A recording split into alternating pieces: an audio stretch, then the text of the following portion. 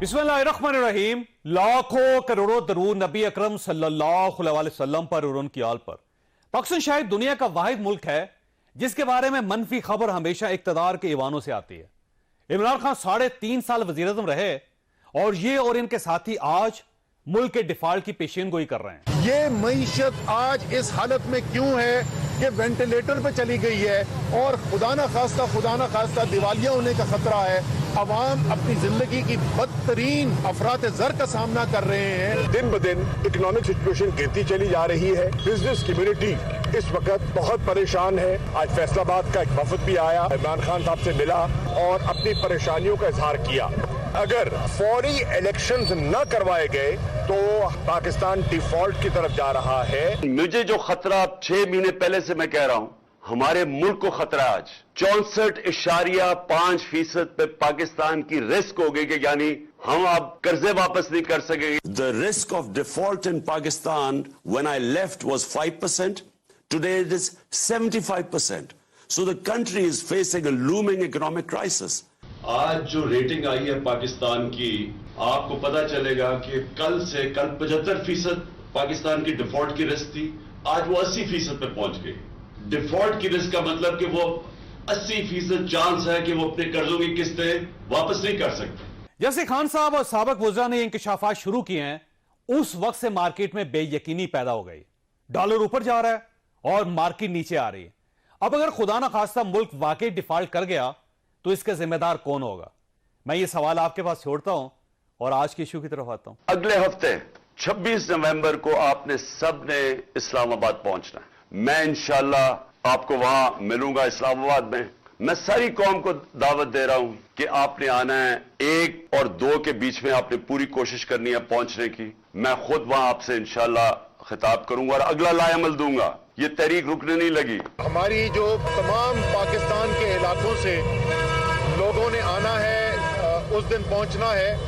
पिंडी और मरी रोड का इंतखाब हुआ है जहां पर तमाम ये लोग जमा होंगे। इंशाअल्लाह ताला पाकिस्तान की तारीख का सबसे बड़ा इज्तिमा होने वाला है। इमरान खान 26 नवंबर को इस्लामाबाद आ रहे हैं। ये पेड ग्राउंड में जलसा करना चाहते हैं और ये उस जलसे में क्या करेंगे इसका फैसला ये 26 नवंबर ही को करेंगे। लिहाजा कौम अब बड़ी शिद्दत से 26 नवंबर का इंतजार कर रही है। जबकि दूसरी तरफ नए आर्मी चीफ की तैनाती में मजीद एक पेशरफ्त हुई। तो प्रोसेस जो है आप समझने के एक किस्म का स्टार्ट हो चुका हुआ है और ये हमें कोई ऐसा कोई प्रेशर नहीं है, कोई जल्दी नहीं है। मीडिया को लगता है बड़ी जल्दी लग रही है। समरी जब आएगी वहाँ से तो उसके साथ ही डोजियर आएंगे। मेरा ख्याल है कल तक या मैक्सिमम। और कब तक कंप्लीट होगा? 25 तक जो है 25। अब सवाल यह क्या इमरान खान के लॉन्ग मार्च और आर्मी चीफ की तैनाती में कोई लिंक है? दूसरा, सदर साहब क्या इस तैनाती को रोक सकते हैं? ये दोनों इश्यूज हमारे आज के प्रोग्राम का इशू होंगे। हमारे साथ रहिएगा। प्रोग्राम में दोबारा खुश आमदीद। हमारे साथ तशरीफ रखते हैं सेनेटर अफनानुल्लाह खान साहब। पाकिस्तान मुस्लिम लीग नून के साथ इनका ताल्लुक है और आज इन्होंने एक ट्वीट की थी कि समरी इनिशिएट हो चुकी है। बाद में ट्वीट इन्होंने वापस ले लिया। क्यों वापस ले लिया था वो भी इनसे पूछेंगे। और मुशर्रफ जैदी साहब हमारे साथ तशरीफ रखते हैं, सीनियर सहाफ़ी हैं। और उस्मान डार साहब हमारे साथ है, पाकिस्तान तहरीक इंसाफ के साथ इनका ताल्लुक है। खान साहब ये फरमाइएगा कि ये वाकई समरी इनिशिएट हुई है या नहीं हुई? देखिए, मेरे जो जराए थे सुबह उन्होंने ये वाली बात मुझे कंफर्म की थी कि ये हुई है, मगर फिर ज़ाहिर है वो ऑफिशियली तौर पे जो है वो चाह रहे थे कि पार्टी खुद करे, तो फिर मैंने जो है वो ज़ाहिर उसको डिलीट कर दिया ट्वीट को। ठीक हो गया। और वैसे आपकी इंफॉर्मेशन है कि मेरे जराए और ये कि प्रोसेस शुरू हो गया और उसमें कोई रखना तो नहीं कि कहते हैं वाने सदर को प्रॉब्लम पैदा कर सकता है। 48(1) के तहत एक आइन की दफा है, उसके तहत सदर साहब इस समरी को 15 दिन होल्ड कर सकते हैं और इसके बाद अगर वो होल्ड करने के बाद अगर गवर्नमेंट दोबारा भिजवाएगी तो फिर 10 दिन होल्ड कर सकते हैं। इस तरह 25 दिन होल्ड कर सकते हैं और उसके बाद दोबारा फिर नए वो फिर अपॉइंट हो जाएंगे। उसके बाद वो कुछ नहीं कर सकेंगे। तो 25 दिन तो सदर साहब रास्ते में रुकावट खड़ी कर सकते हैं। देखिए, मैं उम्मीद करता हूँ कि सदर साहब ये काम नहीं करेंगे। अगर वो करेंगे तो ज़ाहिर है एक मुल्क के अंदर एक जो है वो इंतशार फैलाने की मतलब वो काम होगा जिसकी ज़रूरत भी नहीं है। लेकिन इस बात को मैं ये भी नहीं कह सकता कि बिल्कुल इसका कोई इम्कान नहीं है, जो कि अगर आप हिस्टोरिकली देखें पिछले 6 महीने में जो कुछ होता रहा है, जैसे इन्होंने वो जो 3 अप्रैल वाला काम किया उसको इन्होंने सदर साहब ने भी साइन किया हुआ था, तो उसको सामने रखते हुए तो इसको आप ये नहीं कह सकते कि ये इसकी कोई 0% चांस है कि लेकिन मैं उम्मीद ही करता हूँ कि वो नहीं करेंगे। लेकिन सर देखिए टाइमिंग बड़ी दिलचस्प है कि इसमें 26 तारीख को इमरान खान साहब आ रहे हैं, उन्होंने कहा कि मैं रावलपिंडी पहुंच के बताऊंगा कि मैं क्या करूंगा सर, यानी उनका मुझे लगता है कोई बड़ा अटैक करने वाले हैं वो।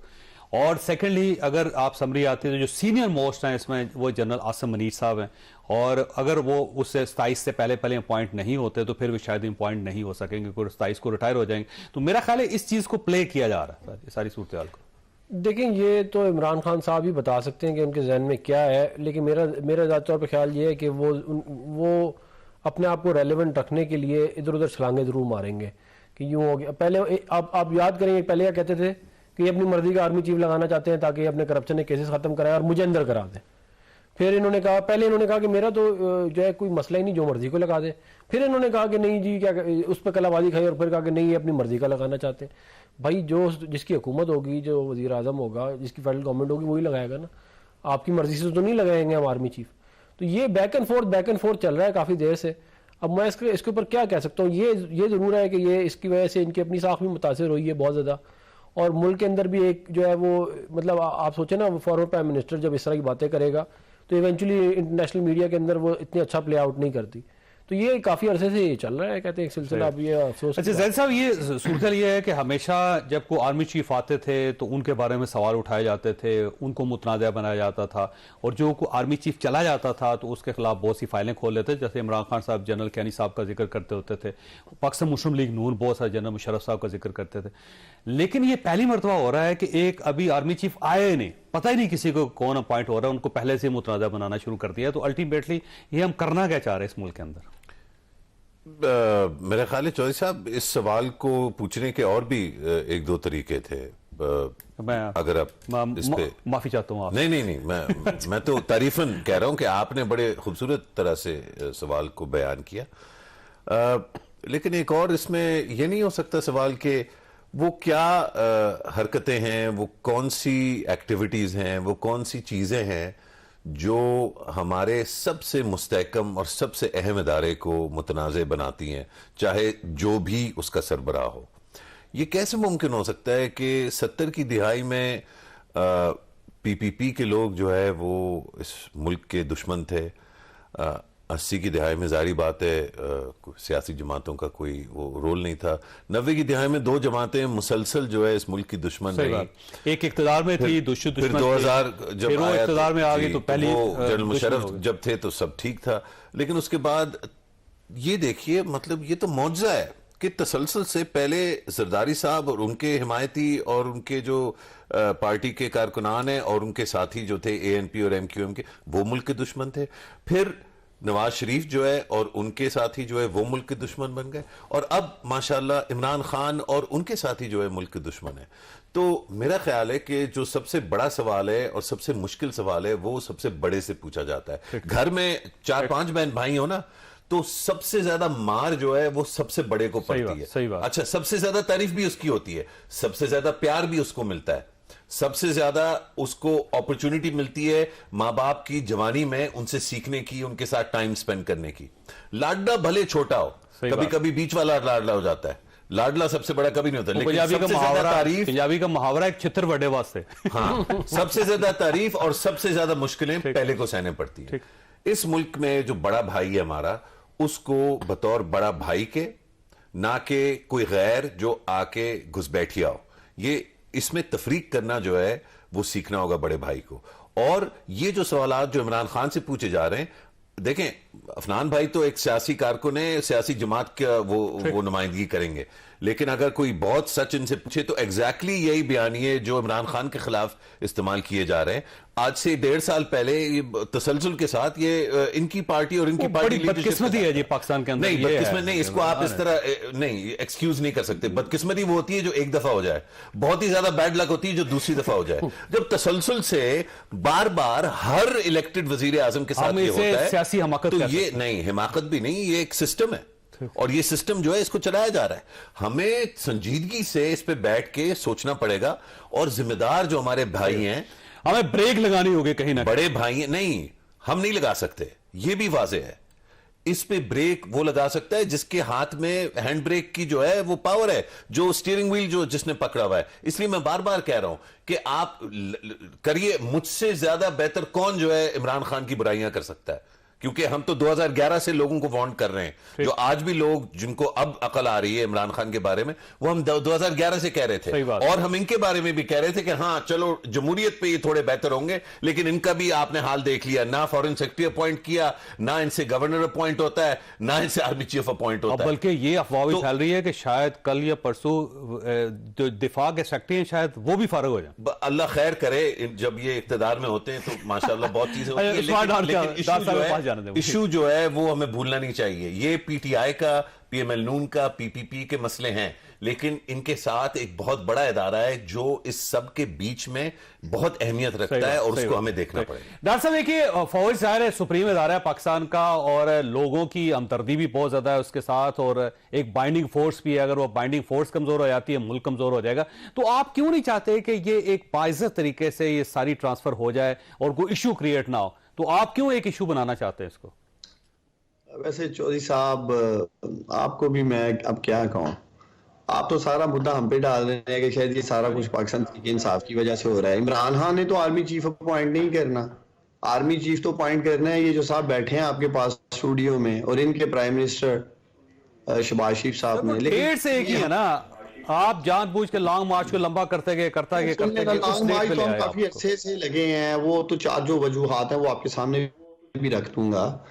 देखिए, ये हम सब के लिए चोई साहब लम्हा फिक्री है कि एक ऐसा क्रेडिबल इंस्टीट्यूशन, और जो जिस तरह ये कह रहे थे कि कौम हमारी अजीम पाक फौज से मोहब्बत करती है, एतमाद करती है, और उसे किस तरह से डैमेज किया जा रहा है, उसकी क्रेडिबिलिटी को, उसको कंट्रोवर्शियल किया जा रहा है। जो भी 5-6 टॉप जनरल्स हैं हमारे और कोर कमांडर्स जो भी एक लाइन अप हुए हुए हैं, उन सब के ऊपर सवालात, और एक एक करके सबके ऊपर कंट्रोवर्सी खड़ी की जा रही है। ये बिल्कुल नहीं होना चाहिए, और बुनियादी तौर पे तो 40 तकरीरें इमरान खान साहब की जिसमें बार बार फौज का जिक्र कर रहे हैं कि जब ये अपॉइंट करेंगे, ये अपनी मर्जी का बंदा अपॉइंट करेंगे, उसका एक ही मकसद होगा कि करप्शन के ऊपर पर्दा डाले और मुझे फारिग कर दे। सर, वो बार बार ये कह रहे हैं, तो कंट्रोवर्सी तो आपकी तरफ से है सर।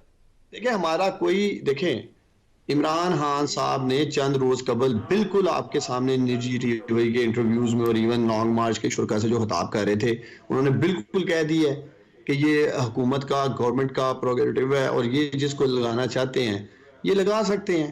वो तो अब आर्मी चीफ वाले मामले में देख लेना, एक था उनका स्टांस के चले जो सीनियर है या जो भी बेस्ट है उसे लगा दिया जाए। मकसद ये है, ये तासर इन्होंने क्रिएट किया है। जब आपके, सुन लेना आप चोई साहब, आप नून लीग के तर्जुमान ना बना करें प्लीज, दो लोग बैठे हैं ना, इमरान खान साहब की तईद हासिल होगी उसे, सर इससे आप अंदाजा लगा लें। अब मेरी बात सुने जरा, मुझे आप पहले बताएं, पाकिस्तान का आइन और कानून इजाजत देता है कि आप एक एब्सकॉन्डर, इश्तिहारी, सजा याफ्ता शख्स से जाकर लंदन में आर्मी चीफ अपॉइंट करने का मशवरा नहीं। पाकिस्तान का आइन ये कहता है कि ये अपॉइंटमेंट वजीर आज़म ने करनी है, और वजीर आज़म ने ही करनी है। मुशावरत वो पाकिस्तान के हर शख्स से कर सकते हैं। सुनने ना बोलने दिया करें, एक तो मैं स्काइप पे हूं या तो स्टूडियो में हो, तो फिर आप पूरा मैच डालें मेरे साथ। बात ये है कि नवाज शरीफ आपके आर्मी की अपॉइंटमेंट में हलल बने हुए हैं। हमेशा की तरह मियां Nawaz Sharif hand pick army chief लगाना चाहते हैं। उनकी तारीख रही है कि उन्होंने हमेशा चौथे, पांचवें, छठे नंबर के बंदे को आर्मी चीफ लगाया है, कभी पहले नंबर के या दूसरे नंबर पे नहीं वो गए हैं। आप ये चाहते हैं कि पांचवें, छठे बंदे नंबर पे नहीं लगना चाहिए, छठे नंबर के बंदे को एक्सटेंड कर दिया, और आप ये चाहते हैं पांचवें और छठे बंदे को नहीं लगना चाहिए। देखिए, मैं तो, मुझे तो पता भी नहीं पांचवें छठे पे कौन है। हम चाहते हैं खुदारा ये आप बॉक्स बंद करें। प्राइम, सुन तो लेना, सुन ले जोई साहब, कभी सोशल मीडिया पे खबर, पीडीआई ये चाहती है सीनियर मोस्ट लग जाए। सर, पीडीआई ये चाहती है जो सीनियर मोस्ट है उसे आर्मी चीफ होना चाहिए। सुन तो ले पहले मेरी बात सुन ले चोई साहब, एक सीरियस टॉपिक पे बात हो रही है। सीरियसली सरफेस कर रही थी सोशल मीडिया पे न्यूज के आपके प्राइम मिनिस्टर को ज़दोकोब किया गया। मुझे नहीं पता आप तक ये खबर आई है कि नहीं, बड़े बड़े लोग ट्वीट्स और ये और वो चल रहा था, मामला कोरोना नहीं था, ये हो गया, वो हो गया, नहीं करते। पहले ये मेरी बात सुने ना, अफनान यहाँ पे बैठे हैं, इनसे पूछेंगे इन्होंने ट्वीट क्यों डिलीट किया। इन्होंने कोई जुर्म किया, ट्वीट करके समरी चली गई, आ गई। ट्वीट करना का मकसद है कि इनको कंफर्म बता दो रहे हैं जी। अफरान साहब बताएं, आप अपना केस खोल रहे हैं। मैंने बताया ये है कि देखिए मैं ऑफिशियल स्पोक्स पर्सन भी हूँ पार्टी का, तो जाहिर है वो मेरे जराए वाली जो है खबर है वो नहीं चल सकती थी, इसलिए मैंने वो डिलीट कर दी। और जो ऑफिशियल हैं जो इस मामले के ऊपर करेंगे वो आगे 1-2 दिन में आके इसको बयान कर देंगे। तो हमारे एंड से कोई कंट्रोवर्सी हमारे एंड से ना हो, इसलिए नहीं की। मेरा ख्याल है जो कह रहे हैं ना वो जदकोब किया, ये 10 अप्रैल 2022 की बात कर रहे हैं। अच्छा, ये जो जदकोब वाली बात कर रहे हैं ना, 10 अप्रैल 2022 की बात कर रहे होंगे, क्योंकि उस दिन क्या हुआ था? ये वजीर आजम हाउस में थे, इनको शायद ज्यादा बेहतर मालूम हो। मैं तो ये खुद कह रहे हैं आज की मैं ये कह रहा हूँ कि क्या वो इमरान खान साहब इख्तियारी नहीं थे जब वो वजीर आजम बने? क्या पीटीवी हमला केस के अंदर उन्होंने वो एब्सकॉन्डर नहीं थे? नहीं, वो तो आपने सियासी केस बनाया। चलो जो भी था, मैं कह रहा हूँ कि आप वाली बात तो ना करें। आज इमरान खान ना अहल है इलेक्शन कमीशन के मुताबिक, ये कह रहे हैं कि जी उससे मशवरा करो जो ना अहल है, तो आप ही क्यों मशवरा करें? बात यह है कि इनके दौर में जब आर्मी चीफ लगे, इन्होंने रीअपॉइंट किया जनरल बाजवा को, तो हमने कोई गंद नहीं डाला, क्योंकि हम सियासी लोग हैं, हम संजीदा लोग हैं। ये हर चीज के अंदर से सियासत निकालते हैं, उसमें से तमाशा लगाते हैं। इसके अंदर से भी सियासत निकाल रहे हो, तमाशा इसको बना रहे हो। अच्छा जैसा ये सही बताइएगा जैसा साहब कि आपको कोई क्राइसिस नजर आता है इस सारे प्रोसेस में? क्योंकि अगले 3-4 दिन बड़े अहम है, क्योंकि अगर किसी जगह पे अगर सदर साहब को रखना डाल देते हैं तो ठीक ठाक क्राइसिस पैदा हो जाएगी। सबसे पहले तो सदर साहब जो हैं वो उनको टारगेट जो है करना मैं नहीं समझता कि इतना माकूल है। क्राइसिस जो है वो किसका बनाया हुआ है, इस पे सोच विचार करके हमें ये फैसला करना होगा ना कि क्राइसिस कौन पैदा कर रहा है। ये कहना कि आरिफ अलवी अगर वो फाइल रोक लेते हैं, हाँ, तो जिस तरह आपने भी फरमाया और जिस तरह डार साहब भी फरमा रहे थे, वो तो आईनी तौर पे उनका मुकम्मल तौर पे उनका हक है कि वो जो है उसको मेरे ख्याल 15 दिन और फिर 15 दिन और उसके बाद 10 दिन 25 दिन रोक सकते हैं। 25 दिन एडवाइस को कोई भी एडवाइस ये आइन जो है बिल जो उसको 10 दिन रोक सकते। अच्छा माशाल्लाह, पीएमएल नून पीपीपी 2 बड़ी जमातें, अगर इनका अस्तबल देखें उन वकला का, तो दुनिया के माने हुए वकला जो हैं वो इनके साथ। हर सियासी जमात के अंदर वजीर खजाना कोई नहीं होता, लेकिन वकील बहुत ज्यादा होता है। बहुत सारे वकील बहुत कानूनदान, वकील, बहुत आला किस्म के वकला, पूरी एक रेजिमेंट होती है। पीपीपी, JUIF, PML नून, MQM, बाप, ये सारे मिले हुए ना। इनमें से एक वकील को भी ये ख्याल नहीं आया कि यार वो 25 दिन का मार्जिन जरूर रख लेना ताकि वो कर दे। अच्छा फिर आप तो मैंने ख्याल था इसलिए पूरी बात पहले नवंबर को करना चाहती थी गवर्नमेंट, करना चाहती। इमरान खान साहब उसको लॉन्ग मार्च लेके आ गए, इमरान खान को ना डाल, फिर आगे जाती कि इमरान खान का लॉन्ग मार्च, इमरान खान की वजह से तो ये सारा शुरू हुआ है, क्योंकि उन्होंने एक्सटेंशन दी थी और सारे इसमें PML नून और ये बाकी भी शामिल है, क्योंकि उन्होंने सबने पार्लियामेंट में वो वोट दिया, फिर बाहर आके रोते रहे और मतलब लिविंग रूम्स में आके, ड्राइंग रूमों में व्हाट्सएप पे जो है शर्मिंदगी का इजहार करते रहे, लेकिन पार्लियामान में जाके उन्होंने वोट दिया। तो ये हम नहीं कह सकते इमरान खान, इसमें बरी ज़म्मा कोई नहीं हो सकता। लेकिन मैं कह ये रहा हूं कि वाज़े तौर पे कि आप PTI या आरिफ अलवी पे जो है बंदूक जो है वो उनकी तरफ पॉइंट करते हैं, मैं कहता हूं ये इधर मुनासिब नहीं है। फिर हम पॉइंट करते हैं हुकूमत की तरफ या ये PDM इत्तेहाद की तरफ, लेकिन वहां पर भी मुनासिब नहीं है, क्योंकि अगर रावलपिंडी में ये कोई इबहाम है, फैसला होने में देर है, कोई तकल्लुफ है, कोई वहां पे कोई ये चाहता है कि ये फैसला जो है वो वही फैसला हो जो 2019 में हुआ था, तो फिर तो निशाना जो है वो फिर तीसरी दफा आपको बदलना पड़ेगा और कहीं और करना पड़ेगा। अच्छा, अब ये बात इससे ज्यादा खुल के शायद नहीं हो सकती। मुझे ब्रेक लेना है, फिर मैं ब्रेक के बाद फिर एक सवाल पुट करूंगा, क्या आपको कोई क्राइसिस नजर आता है या नहीं आता? तीनों से ये सवाल होगा। छोटी सी ब्रेक हो, ब्रेक के बाद दोबारा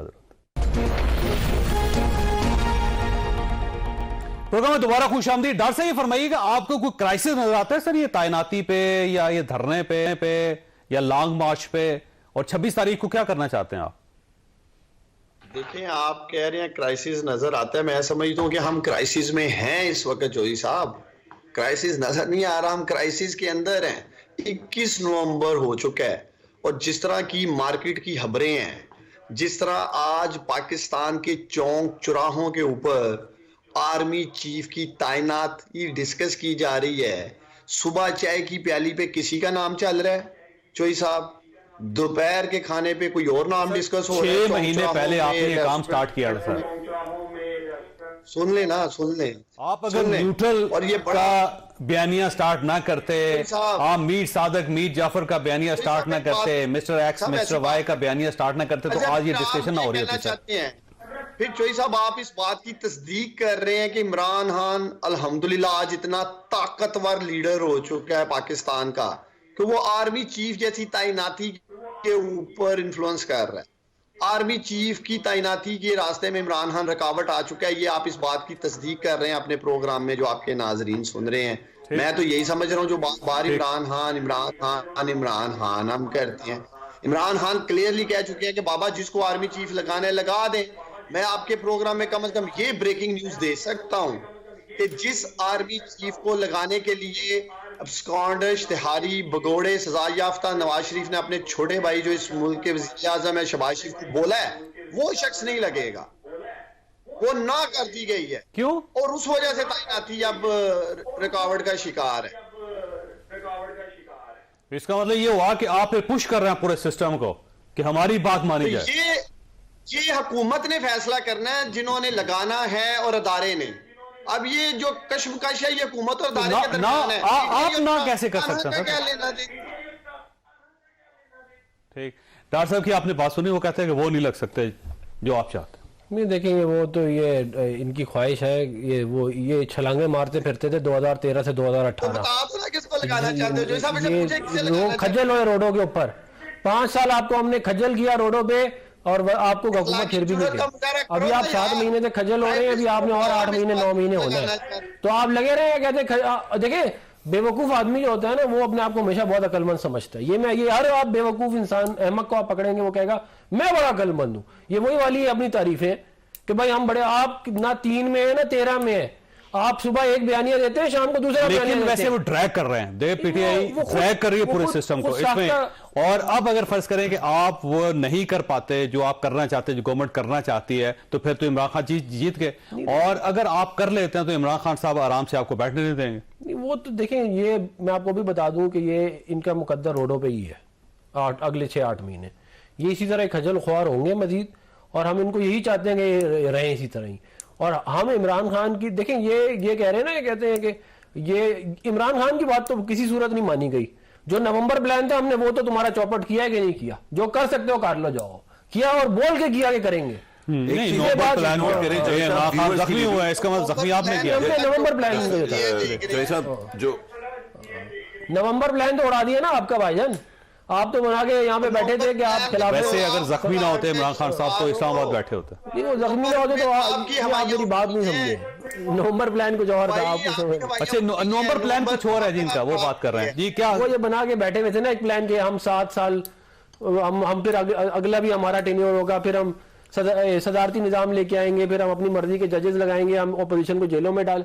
वो प्लान तो इनका खत्म हो गया। ये जो बड़े अफलातून वाले फिर रहे हैं, ये बताए ना आपने जो ख्वाब देखे थे, वो तो आपके चकनाचूर हो गए। वो आपका ख्वाब किधर गया जो आपने देखा था? वो आप आ जाके आप बोल रहे हैं। वैसे ये फरमाइएगा, वैसे आपके सवाल तुम्हारा एक ऑब्जर्वेशन डॉक्टर साहब ने कहा है कि वो जो ये लगाना चाहते हैं वो ना हो चुकी है, वो नहीं लगने देंगे। इसका मतलब ये हो कि अगर वो लग गए तो फिर इमरान खान साहब की पॉलिसी क्या होगी? नहीं, एक तो ये कि जिनकी ये बात कर रहे हैं, मैंने ये काफी पहले से ये बात चल रही है, और ये मैं अकेला नहीं हूं, बहुत लोगों ने ये बात की है। देखिए, जो कैंडिडेट्स हैं उनमें से 2 जो है वो मैं समझता हूं वो प्री डिस्क्वालिफाइड हैं। ठीक। और वो इसलिए नहीं प्री डिस्क्वालिफाइड कि वो मुझे बुरे लगते हैं या वो बुरे अफसर हैं या वो बुरे लोग हैं। वो इसलिए प्री डिस्क्वालिफाइड है कि मुल्क में अब इस्तेकाम चाहिए। मुझे नहीं फिक्र कि PML नून खुश होती है, PTI, मुझे ये फिक्र है कि मुल्क का आगे क्या बनेगा। उसके लिए जो हल है वो बड़ा वाज़ेह है कि जो कैंडिडेट्स हैं, मैं नाम ले देता हूं, जो वैलिड कैंडिडेट्स हैं ना इसमें, वो बड़े, वो साहिर हैं, वो अजहर अब्बास हैं, वो आमिर हैं और वो नौमान महमूद है। इसके अलावा कोई तीसरा ना एक्सटेंशन जो है वो होनी चाहिए, ना जो सो कॉल्ड सीनियर मोस्ट हैं, जो सीनियर मोस्ट नहीं है, क्योंकि टेक्निकली अगर आप उस स्टोरी में जाएं तो वैसे ही वो डिलेड है उनका रिटायरमेंट तकरीबन 1 महीना। और जो जूनियर वाले हैं जिनको समझा जाता है, जो करीब हैं। अच्छा, बाय द वे, कोई भी किसी के करीब नहीं होता। जब तक 2 या 3 स्टार होता है तो वो बहुत अच्छा लगता है। इंस्टीट्यूशन हर आर्मी चीफ ने वो किया है जो उसकी मर्जी है या जो उसकी इंस्टीट्यूशन की बेहतरी में, और जो जाहिर बात है जो वो मुल्क के लिए बेहतर समझते हैं। कभी कभी वो मुल्क के लिए बेहतर जो है वो तीसरे नंबर पे होता है। सबसे पहले जो है वो होता है कि उनके लिए क्या बेहतर था, फिर आर्मी के लिए क्या बेहतर था, फिर मुल्क के लिए। ये मैं आर्मी चीफ की पुरानों की बात कर रहा हूं। अगले आर्मी चीफ का भी जो रुझान होगा वो तकरीबन यही होगा। उसको बदलने के लिए अवाम में एक शऊर और एक डिस्कशन होनी चाहिए। एक चीज मेरा अपना व्यू ये है, गुजारिश है चॉइस साहब, अगर आप इजाजत दें, शऊर के, मैंने शऊर का जो शऊर से मुझे याद आया कि मुझे भी कुछ बोलना चाहिए। मैं सिर्फ आपसे, आपकी इजाजत से, इस गुफ्तगू में बहुत ही अच्छे तरीके से डिस्कशन चल रही थी, लेकिन फिर हमारे भाई ने सियालकोट के जो हमारे भाई हैं जो बहुत प्यारे हैं और इन्होंने यूथ पे बहुत काम किया जब ये हुकूमत में थे, इन्होंने कुछ अल्फाज इस्तेमाल किए। अच्छा, उन अल्फाज पे डायरेक्टली जो है मेरे भाई जो दूसरे भाई हैं सेनेटर अफनान, उन्होंने डायरेक्टली रिएक्ट नहीं किया, लेकिन इनके लहजे में सख्ती इमीडिएटली उस वक्त आई जब उन्होंने वो अल्फाज सुने। देखिए, मैं आपको बता रहा हूं, ये जो लड़ाई है सियासी, ये अपनी जगह रहेगी, लेकिन इस माशरे को हम तबाह कर रहे हैं। क्योंकि तबाह कर नहीं रहे, मैं माफी चाहता हूं, तबाह हो चुका है माशरा। नहीं, लेकिन अभी बच सकता है। अभी हम हैं ना, मुझे पता है कि वो अच्छा आदमी है। उस्मान डार इस मुल्क से प्यार करता है, अपने वोटर्स से प्यार करता है, सियालकोट से प्यार करता है, पाकिस्तान। और मुझे पता है अफनानुल्लाह जो है इससे ज्यादा, मुझसे ज्यादा प्यार पाकिस्तान से ये करता है, अपने पाकिस्तानियों से, आयन से ये करता है। तो ये दोनों जो है एक ही चीज चाहते हैं। मैं नहीं समझता कि हमारे पीटीआई खास, और ये है मुनफरिद पीटीआई, इसमें इतनी सख्त जबान, इसको इस्तेमाल करने की क्या जरूरत है? ये गलत जबान है और ये खामखा में इश्तियाल जो है देती है अगले को, और अगले को फोर्स करती है कि वो फिर मेरा व्यू ये इसी है तरह की जबान इस्तेमाल कि करे। इदारे में जो सीनियर मोस्ट हैं उनको लग जाना चाहिए, और वो उस शख्स का सिर्फ इदारे और पाकिस्तान के बारे में कंसर्न होना चाहिए, ना पीटीआई के बारे में होना चाहिए, ना उनका पाकिस्तान मुस्लिम लीग नून के बारे में होना चाहिए। वो सिर्फ पाकिस्तान के लिए होना चाहिए, क्योंकि पाकिस्तान को वाकई इस वक्त स्टेबिलिटी की जरूरत है। ये हंगरी है पाकिस्तान स्टेबिलिटी का इस वक्त, और अगर हमने इसमें इस इंस्टीट्यूशन को भी डाल दिया तो फिर पाकिस्तान, मुझे मुख्ताना खास्ता, हमने इस इंस्टीट्यूशन को नहीं डाला। ये फिर से हमें तयन करना होगा कि इस इंस्टीट्यूशन को इस सिचुएशन में किसने डाला है। पार्टी को ये इस पे क्लैरिटी होना जरूरी है। ये पीटीआई ने नहीं डाला और ना पीएमएल नून ने डाला है। चौधरी साहब, ये बात करना जरूरी है। इस हालत में इस इंस्टीट्यूशन को ना पीएमएल नून लेके आई है, ना पीटीआई लेके आई है, ना पीपीपी लेके आई है, ना पीटीएम लेके आई है, ना तहरीक लब्बैक लेके आई है, ना मीडिया वाले लेके आए, ना एंकर लेके आए, ना यूट्यूब वाले लेके आए। अच्छा डॉक्टर साहब, वैसे इमरान खान साहब का बयानिया और आपके बयानिए में बड़ा फर्क है। इमरान खान साहब ने ये कहा था कि किसी भी आर्मी चीफ को लगाना चाहते हैं लगा दें, मुझे कोई एतराज नहीं, मैंने हाथ खड़े कर दिए।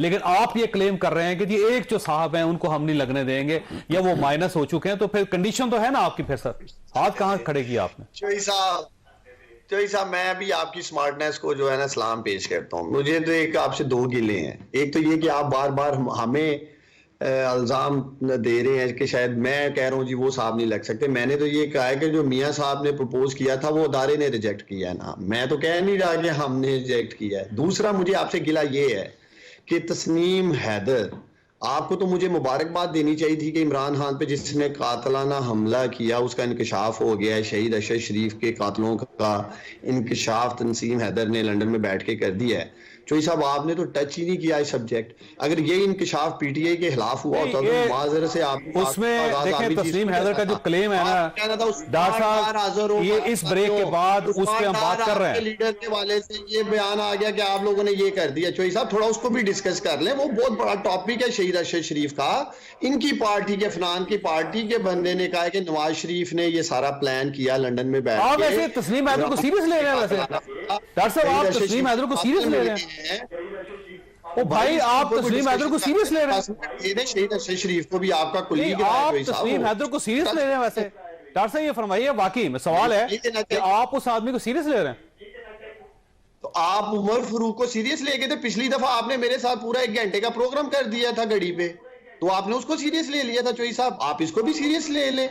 अगर उमर फारूक आपके लिए सीरियस, अच्छा वाकई आप, अगर आप समझते हैं कि तस्नीम हैदर वाकई ऐसा वो सच कह रहा है, तो सर उसने आप इन्वेस्टिगेशन का पार्ट बनाए। पंजाब के अंदर आपकी गवर्नमेंट है, उनको बुलवाएं, बुलवा के उनको वो हिस्सा लंदन बनाया। शुरू हो गई है, पुलिस पहुंच चुकी है, काम लंदन में शुरू हो चुका है। जोई साहब लाएंगे, मियां साहब ऐसे ही लंदन छोड़ के नहीं भाग रहे, पुलिस हरकत में आ गई है लंदन में। अफराज साहब ये एक नई कंट्रोवर्सी खोल दी उन्होंने।